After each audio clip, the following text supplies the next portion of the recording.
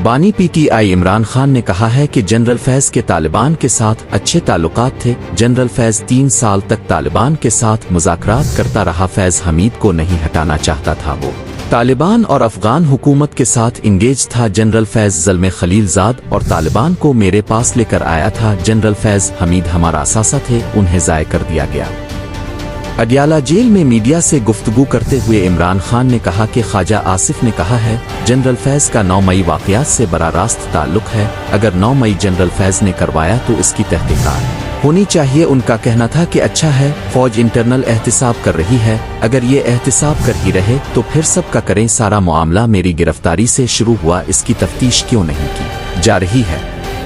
बानी पीटीआई ने कहा कि जनरल फैज के तालिबान के साथ अच्छे ताल्लुकात थे। जनरल फैज 3 साल तक तालिबान के साथ मुज़ाकरात करता रहा। फैज हमीद को नहीं हटाना चाहता था। वो तालिबान और अफगान हुकूमत के साथ इंगेज था। जनरल फैज ज़ल्मे खलीलज़ाद और तालिबान को मेरे पास लेकर आया था। जनरल फैज हमीद हमारा असासा थे, उन्हें ज़ाय कर दिया गया। मैं बार बार जनरल बाजवा को कहता रहा जनरल फैज को न हटाएं। जनरल बाजवा ने अपनी एक्सटेंशन के लिए जनरल फैज को हटाया। अब जितनी दहशतगर्दी हो रही है इसका जिम्मेदार बाजवा को ठहराता हूं। ख्वाजा आसिफ ने कहा कि जनरल बाजवा एक्सटेंशन चाहता था, ये मेरे मौक़िफ़ की तायीद है।